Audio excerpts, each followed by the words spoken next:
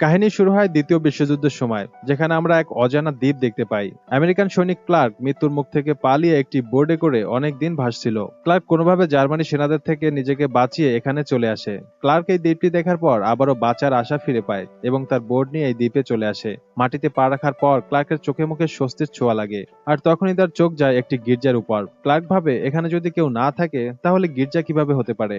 এইসব ভাবতে ভাবতে সে গির্জার দিকে এগিয়ে যায়। তারপর যখনই সে গির্জার কাছে পৌঁছায় তখন গির্জার ভেতর থেকে একজন নান বেরিয়ে আসে।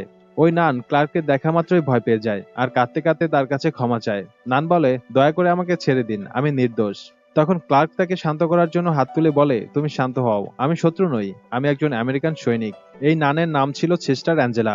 ভেতরে গিয়ে অ্যাঞ্জেলা ক্লার্কের সাথে তার কাহিনী বলতে শুরু করে। সে বলে, আমরা কয়েকজন সিস্টার এই দ্বীপে এসেছিলাম মানুষদের ধর্মীয় জ্ঞান দিতে, কিন্তু আমরা এখানে আসা মাত্রই জার্মানির সেনারা আমাদের বন্দী করে রাখে। তারা আমাদের অন্য কোথাও পাঠিয়ে দিয়েছিল, কিন্তু কোনোভাবে আমি পালিয়ে এই দ্বীপে চলে আসি। তবে আমার সব সঙ্গীদের নিয়ে গেছে, জানি না তারা বেঁচে আছে কিনা। আর আমাকেও কেউ বাঁচাতে আসেনি, কারণ সবাই ভেবেছে আমিও তাদের সাথে আছি।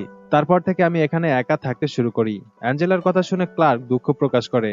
এরপর ক্লার্ক তার নিজের ঘটনা বলতে থাকে। সে বলে, আমি আমেরিকান মেরিনের একজন সৈনিক। জার্মানি সেনারা আমাদের জাহাজে আক্রমণ করেছিল, তারপর আমার টিমের সবাই মারা যায়, আমি একা বেঁচে এখানে পৌঁছেছি। এরপর তারা দুজন খাবারের ব্যবস্থা করার প্ল্যান করে। ক্লার্ক গাছে উঠে নারকেল পারে, তবে কতদিন তারা শুধু নারকেল খেয়ে বেঁচে থাকবে, তাই আরো খাবারের সন্ধান করতে থাকে। তখন ক্লার্ক সমুদ্রে একটা কচ্ছপ দেখতে পায়।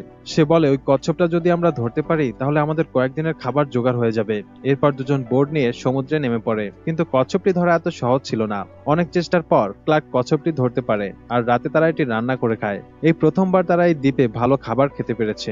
পরদিন দেখা যায় আকাশে জার্মানি যুদ্ধ বিমানগুলো এই দ্বীপের দিকে আসছে। ক্লার্ক বলে, আমাদের পালাতে হবে।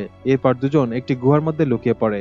গুহার ভেতর থেকে তারা দেখে যে জার্মানি সেনারা এই দ্বীপে অবতরণ করেছে, আর কিছুক্ষণের মধ্যে তাদের গির্জা পুড়ে ছাই হয়ে যায়। অ্যাঞ্জেলা অনেক ভয় পেয়ে যায়। দুজন চিন্তায় পড়ে যায় যে তারা বেঁচে থাকবে কিনা, কারণ এখান থেকে বের হলেই শেষ। অ্যাঞ্জেলা বলে, আমি যদি জার্মানি সেনাদের কাছে আত্মসমর্পণ করি তাহলে তুমি বেঁচে থাকবে। ক্লার্ক বলে, ওই সেনারা তোমার কি করতে পারে তোমার কোনো ধারণা আছে? যেভাবে হোক আমাদের এখানেই লুকিয়ে থাকতে হবে। সন্ধ্যার পরে ক্লার্ক মাছ ধরতে বেরিয়ে পড়ে, কিন্তু তার কপাল খারাপ, কারণ কিছু জার্মানি সৈন্যরা তাকে দেখে ফেলে। তবে ওই সেনারা ক্লার্ককে ওদের সদস্য ভেবে ক্যাম্পে নিয়ে যায়। ওখানে গিয়ে ক্লার্ক খাবার সংগ্রহ করতে থাকে। তখন কয়েকজন সৈন্য ওখানে চলে আসলে ক্লার্ক লুকিয়ে পড়ে। তারপর সারা রাত সেখানেই লুকিয়ে থাকতে হয়েছে। সকাল হতেই অ্যাঞ্জেলা দেখে ক্লার্ক তার কাছে নেই, তাই চিন্তায় পড়ে যায় যে ক্লার্ককে হয়তো সেনারা মেরে ফেলেছে। অন্যদিকে ক্লার্ক চুপচাপ খাবার গোছাতে থাকে। যখনই সৈন্যরা ট্রেনিং এর জন্য বের হয় তখন ক্লার্ক বের হয়ে জঙ্গলের গুহায় চলে আসে। এখানে অ্যাঞ্জেলা অনেক ভয় ছিল। সে হঠাৎ গুলির আওয়াজ শুনতে পায় আর ভাবে এবার হয়তো ক্লার্ক শেষ।